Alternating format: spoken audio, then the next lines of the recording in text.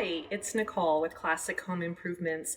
Today we're here because I asked Tony Cuevas, who is a senior estimator for the exteriors division of Classic Home Improvements, to give us one tip for something that we can do to protect the stucco on our home. Let's see what he has to say. Here's something that I always tell people when I come out to look at their house. If you can get around it, if you can just get by with putting plants in pots because you want them next to the house, great. But when you have them right up against the house in dirt and you're watering the plants, all you're doing is watering your house. That's what I tell people because it's true. It's really important because there's a metal barrier flashing that's between the foundation and the wall that helps to keep your house dry, keep water from getting inside the house and allowing it to drain.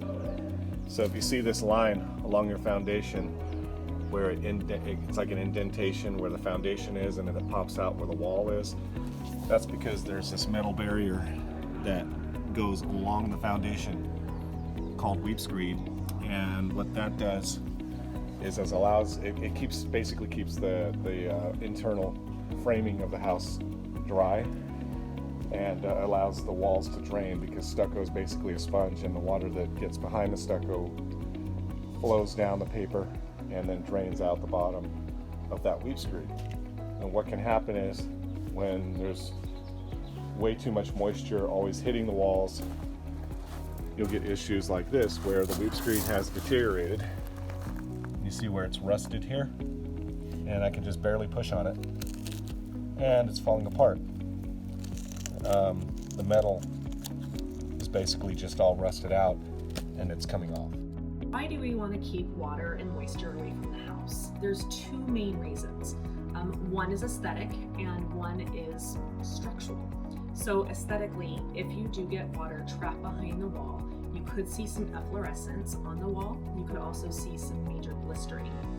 Worst case scenario is if you're seeing water wicking up the wall, if it's darker from the bottom and going up, and it's sitting there, you could start having some structural damage, because remember, behind this stucco is going to be wood, and water and moisture sitting for a long time leads to mold. So it's definitely not something that you want to ignore if you are seeing some evidence of damage on your stucco. So that's that. If you've got any questions, feel free to leave us some comments or give us a call. Our office line is 858-224-7373.